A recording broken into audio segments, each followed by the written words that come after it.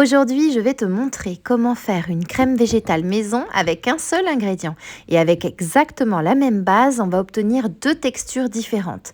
Une crème liquide végétale parfaite pour la cuisson et une crème fraîche végétale épaisse et onctueuse.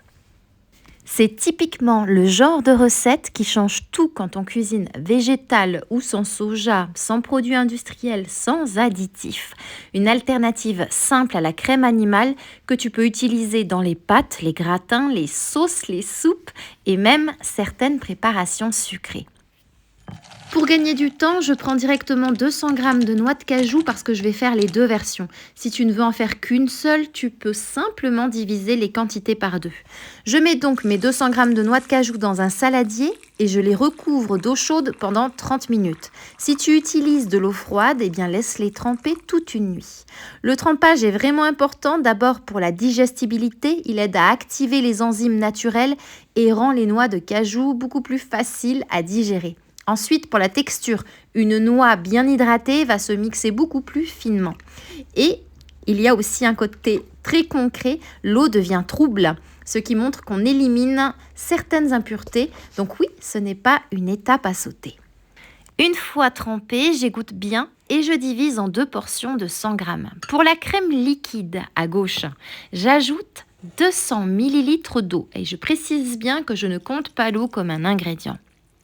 Et pour la crème fraîche végétale, j'ajoute uniquement 100 ml d'eau. C'est la quantité d'eau qui change la texture. Moins d'eau, plus d'épaisseur. À ce stade, si tu veux te rapprocher davantage d'une crème liquide animale, tu peux ajouter une cuillère à soupe d'huile neutre, donc seulement à gauche.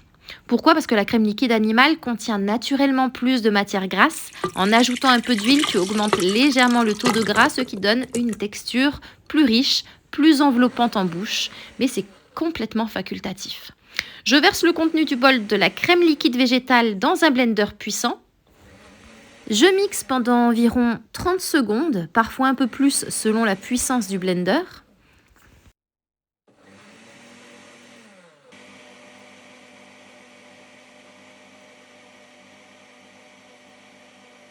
Et voilà, on obtient une crème liquide végétale parfaite pour remplacer la crème animale dans les sauces, les gratins, les soupes, apporter du crémeux à un risotto ou enrichir une purée. Et très important, inutile de filtrer. Si tu filtres, tu perds toute l'onctuosité et tu obtiens quelque chose de beaucoup plus liquide, presque comme un lait végétal. Et pour la crème fraîche végétale, je mixe pendant 30 à 40 secondes. On obtient une crème dense, épaisse, qui se tient parfaitement. Il peut rester de minuscules particules, vraiment très fines, mais elles sont imperceptibles en bouche. Et pour la crème fraîche végétale, elle est idéale pour enrober des pâtes, accompagner des légumes rôtis, garnir une quiche, remplacer la crème fraîche traditionnelle dans une recette salée. Elle supporte très bien la cuisson et elle épaissit même légèrement à chaud. Les deux se conservent jusqu'à 10 jours au réfrigérateur. Avec le froid, elles peuvent même légèrement épaissir. Il suffit simplement de mélanger avant utilisation. Le goût est très doux, très subtil, très neutre.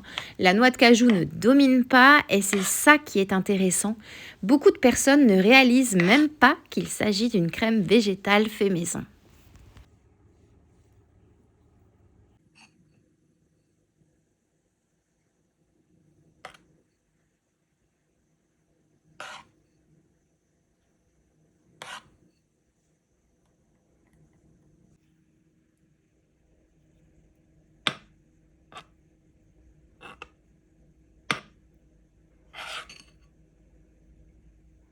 Je verse ensuite la crème liquide végétale dans une bouteille en verre pour la conservation et la crème fraîche végétale dans un pot en verre. Franchement, une fois que tu maîtrises cette base, tu adaptes la texture selon tes besoins.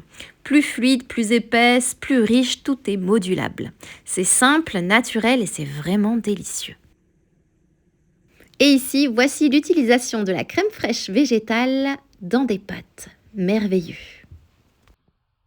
Et maintenant, moi, il ne me reste plus qu'à te souhaiter une délicieuse dégustation.